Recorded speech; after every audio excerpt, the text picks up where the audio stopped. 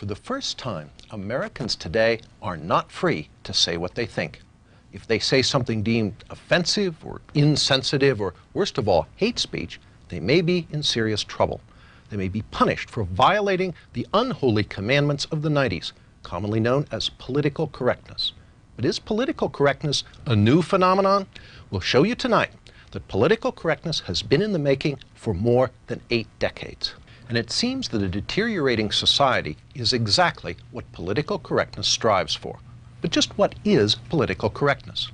As you're about to see, political correctness is nothing less than a Marxist ideology. Marxism translated from economic into cultural terms in an effort going back not to the 1960s, but to World War I. Marxist theory had predicted that if war came to Europe, the working class in every European country would rise in revolt. But that theory proved wrong.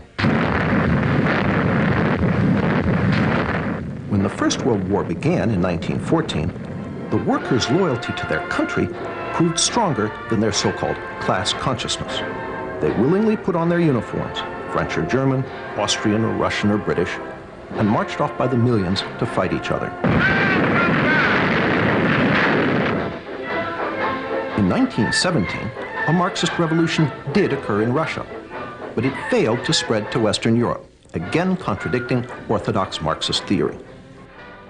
At the war's end, Marxist theorists had to confront the question, what had gone wrong? Antonio Gramsci in Italy and Georg Lukács in Hungary believed they had the answer. Gramsci and Lukács argued that Western culture had blinded the working class to its true Marxist class interests. Before a Marxist revolution could take place, Western culture had to be destroyed. In 1919, Lukács, who was considered the most brilliant Marxist theorist since Marx himself, asked, "Who will save us from Western civilization?" That same year, 1919, Lukács became Deputy Commissar for Culture in the Bolshevik Bela Kun government in Hungary, where he launched a program of cultural terrorism. As part of that program, Lukács introduced a radical sex education program into the Hungarian schools.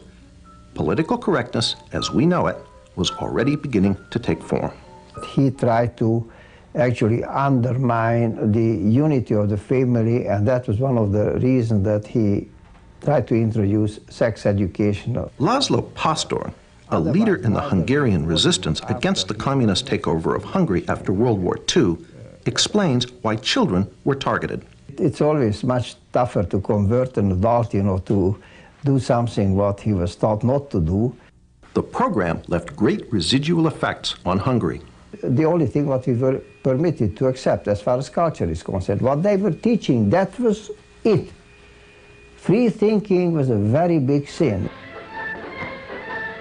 The Bela Kun government lasted only a few months, in part because the Hungarian working class was outraged by Georg Lukács's assault on traditional Western culture. But meanwhile, in Germany, a new attempt to create a Marxist critique of Western culture was taking shape. There, the wealthy young son of a millionaire grain trader, Felix Weil, wanted to establish a public policy institute, a think tank, to serve as a home for advanced Marxist thought. Modeled on the Marx-Engels Institute in Moscow, Weil's think tank was originally to be named the Institute for Marxism. Martin Jay, chairman of the history department at Berkeley, an author of a history of the Frankfurt School, explains why the name was changed to the Institut für Sozialforschung, the Institute for Social Research. But I think they were very interested in trying to avoid being overly labeled. So it's a fairly bland name, the Institute of Social Research. The Institute was affiliated with Frankfurt University in Frankfurt, Germany, and in time became known simply as the Frankfurt School. The Frankfurt School formally opened its doors on June 22, 1924, but it had already held its first seminar on theory in the spring of 1923. There, almost 24 Marxist scholars gathered for what Weil, the sponsor, called a Marxist study week. One of the participants was Richard Sorge, later a famous Soviet spy. Another was Georg Lukács. Lukács's writings on culture were the basis for much of the program. Almost half of the participants in this Marxist study week would later be affiliated with the Frankfurt School. Following Lukács's lead, the Frankfurt School would be the vehicle that translated Marxism from economic into cultural terms, giving us what we now know as political correctness. The Frankfurt School's first director was an Austrian Marxist economist, Karl Grünberg. Grünberg's principal effort was to firmly establish the Institute's Marxist nature. In his inaugural address, which opened the Institute's new building in Frankfurt, Grünberg said, "It has been our intention here from the outset to maintain uniformity in the way we look at problems and go about solving them. I too am one of the opponents of the economic, social and legal order which has been handed down to us from history, and I too am one of the supporters of Marxism. In the new research institute, Marxism will from now on have a home." Under Karl Grünberg, the Frankfurt School worked mostly on economic questions and the labor movement, conventional Marxist subjects. But in 1930, Grünberg was replaced as director by a young Marxist intellectual with very different ideas, Max Horkheimer. Horkheimer quickly began to use the Institute to develop a new Marxism, very different from the Marxism of the Soviet Union. First, recognizing the economic success of capitalism, Horkheimer announced that revolution was unlikely to come from the working class. The Frankfurt School would have to find a substitute. Well, this was the great question. The great question is there a surrogate for the working class? The Frankfurt School would not find an answer to this question until the 1960s.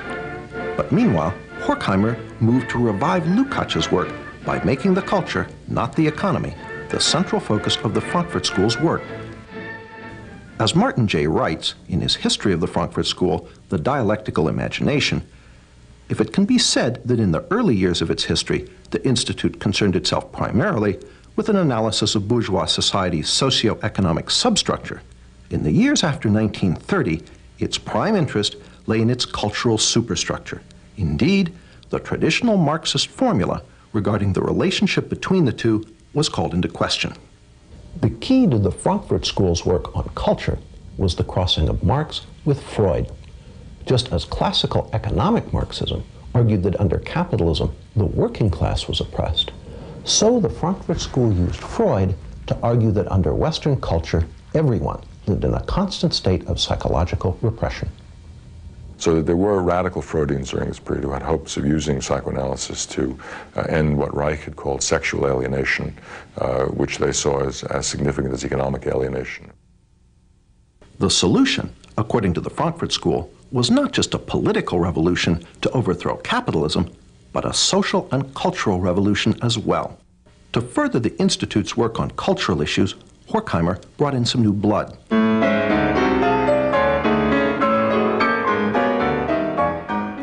The new members included a sometime music critic, Theodor Adorno. Martin J. sees this addition as critical. Well, Adorno is perhaps the most fecund and, I think, brilliant of all the members of the Frankfurt School. Another new member was Erich Fromm. Fromm, a practicing psychoanalyst, was noted for his radical Marxist social psychology. He pioneered the concept of sexual liberation and gender politics. According to Martin J., in Fromm's view, masculinity and femininity were not reflections of essential sexual differences. They were derived instead from differences in life functions, which were in part socially determined. Another piece of political correctness was falling into place. In 1932, Herbert Marcuse became a member of the Institute for Social Research. Marcuse would ultimately become the most important member of the Frankfurt School for the development of political correctness. In the 1950s and 60s, Marcuse would complete the translation of Marxism into cultural terms and inject it into the New Left. Martin J. sums it up. In which Marcuse in the United States represented the most radical inclinations of the school, in a sense continuing the work they had done in the 1920s and into the 30s, a work that was inspired by Marxist Hegelian philosophy, very interested in the crisis both of capitalism and liberal democracy, trying to find alternatives to the working class. As we've seen, the Frankfurt School, Marxist in origin, wanted to create a cultural revolution against Western society. And in the 1930s, they took their important first step. In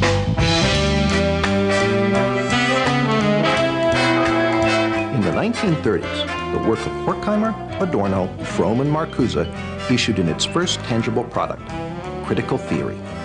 The term critical theory is something of a play on words. One is tempted to ask, what is the theory? The answer is, the theory is to criticize. Through unremitting, destructive criticism of every institution of Western society, they hope to bring that society down. Critical theory is the basis for gay studies, black studies, women's studies, and various other studies departments found on American university campuses today. These departments are the home base of political correctness. David Horowitz was present at the birth of campus political correctness. Well, I was a radical in the 60s. I was a Marxist. You know, my buddies were people like Tom Hayden. I edited the largest magazine of the left at the time, Ramparts. But the Frankfurt School was important in Marxism because they no longer believed really in the future. They only believed in destroying capitalism and destroying you know, bourgeois democracy is what we would have called it. And if you look at today's campuses, that kind of nihilism is really the dominant theme. That is, attack America. The Frankfurt School was careful never to define what critical theory was for, only what it was against. Again, Martin Jay, the Frankfurt School's semi-official historian. Critical theory itself always felt reluctant about being put in the straitjacket of systematization and defied its reduction to a simple definition. Critical theory actually attempted to politicize logic itself. Horkheimer wrote, "Logic is not independent of content. That means an argument is logical if it helps destroy Western culture, illogical if it supports it." Such twisted thought lies at the heart of the political correctness now inculcated into American university students. When there's, 1% of the campus is conservative and the other 9%, and the other 9% of the people who care are incredibly liberal, you're going to get, something approaching a socialist state. But how did the work of a small group of German Marxist intellectuals come to America? In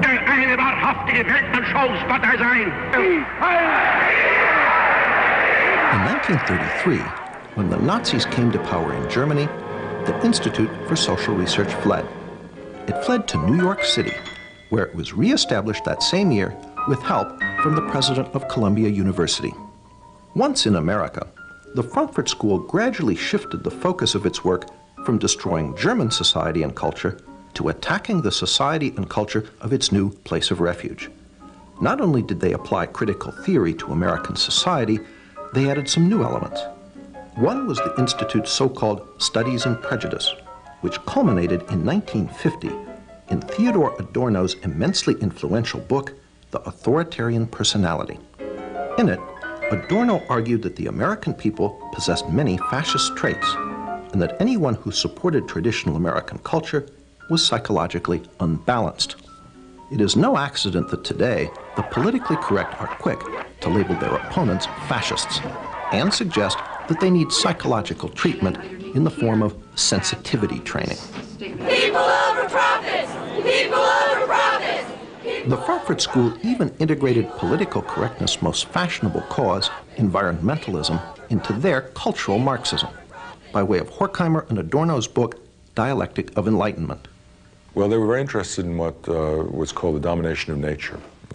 Dialectic of Enlightenment in particular moved the emphasis away from economic domination to the species domination of the natural world, including, we might say, internal nature through psychoanalytic understanding of repression. So they were very keen on recognizing that we needed to have a more nurturant and a more, let's say, balanced relationship between humankind and the natural world. After World War II, Horkheimer and Adorno returned to Germany, where the Institute was re-established at Frankfurt University. But not all the old members of the Institute returned. Fatefully, Herbert Marcuse remained in America, eventually becoming a professor at Brandeis and University of California, San Diego. Marcuse labored to finish the intellectual work begun by Horkheimer, Adorno, and Fromm in the 1930s. Marcuse, on the other hand, remained in the United States, and during the 50s and 60s developed some of their earlier ideas, merging Freud and Marx, interested in aesthetics and interested in cultural, let's say, tendencies towards what he would call negation, which were usable in a campaign to call into question the what Antonio Gramsci would have called hegemony of capitalist bourgeois culture. And Marcuse became, of course, the so-called guru of the New Left. It was Marcuse who finally answered the question posed by Horkheimer in the early 30s. Who could substitute for the working class as an agent of revolution? So you had to find some new constituency, whether it was students or blacks or women or gays or whatever it was. And Marcuse had a fluid Marxism that fit into this. Martin Jett confirms the role of the Frankfurt School in creating the victim groups that constitute the politically correct coalition. But the working class wouldn't play the hegemonic role that traditional Marxism had expected from it. And so students, blacks, other minority groups, women, and so forth were, they hoped at least, able to come together. Of critical importance for the injection of the Frankfurt School's work into the student rebellion of the 1960s was Marcuse's revival of Fromm's notion of sexual liberation. Marcuse, however, was the main conduit of ideas. But Marcuse had written one important work in the 1950s called Eros and Civilization, a work which attempted to rub Freud against the grain and come out with a radical, even utopian reading of psychoanalysis. And that, combined with Norman O'Brown's Life Against Death, had a great impact on the counterculture and on emphasizing a libidinal element. Marcuse's Eros and Civilization condemned all restrictions on sexual behavior, calling instead for polymorphous perversity. Instead, it argues that at certain early developmental levels of the human psyche, there was a potential for sexual expression, sexual pleasure, which had not yet been organized into the restricted notions of heterosexual sexuality, and that these had some sort of capacity to be reinvigorated. Polymorphous perversity helped open the door to aspects of political correctness, such as gay liberation. This was his idea of what human society, a good human society, should be based on, was a certain kind of polymorphous perversity and narcissism, which by liberating non-procreative eros, was his term, we would find great enlightenment and great happiness. This was supposed to be the key to utopia. David Horowitz ties Eros and Civilization directly into the 60s rebellion he was part of. Marxism is a bankrupt creed and was bankrupt by the 50s or earlier. People understood it didn't work. There was no working class that was going to make a revolution. Capitalism, people were happy with capitalism, basically because it spread more money to more people than any other system in history. So they tried to find other sources of revolutionary energy.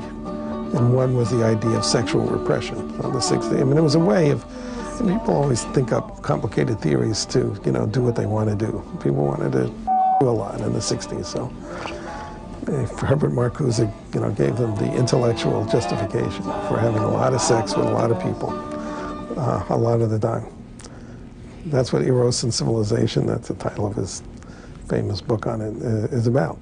Marcuse is also the source of one of political correctness's most notable characteristics, its total intolerance for any viewpoint but its own. Marcuse argued that our free American society was actually a deception, that its true tolerance is somehow repressive, while he argued for something called liberating tolerance. And what he meant by that was liberating toleration or liberating tolerance meant intolerance from ideas of movements from the right and tolerance for any ideas from the left. It's a recipe for repression. Even Martin Jett, a great admirer of the Frankfurt School, admits the totalitarian aspect of Marcuse. Perhaps his most significant essay in terms of impact, the one we haven't even mentioned, an essay on repressive tolerance, written in the late 60s, which argued that because the tolerance of different beliefs produced no action at all, because every belief seemed to be equal to all others, and racist and neo-fascist and militarist beliefs were given equal weight to those that were pacifist and emancipatory. This led ultimately to the problems of political correctness and incorrectness in the 1980s. That is to say, if you had a strong notion of who was politically correct, you could then be intolerant of those who weren't.